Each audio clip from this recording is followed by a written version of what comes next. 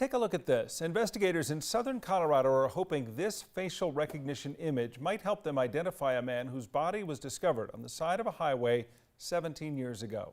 The man is simply known as John Doe. He was discovered off of Highway 114 in Saguache County, October of 2002. Investigators have been able to put together a few composite images of what he may have looked like. They know he was between 40 and 60 years old, 6'5" with brown hair. They believe that he was killed by someone.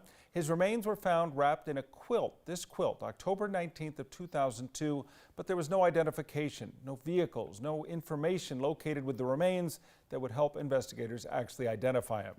He was wearing black boxer shorts as well as this Harley-Davidson t-shirt that was from Fort Washington in Maryland, I should say. If you have any information on this case or believe that you may know the victim, you're asked to call the number on your screen.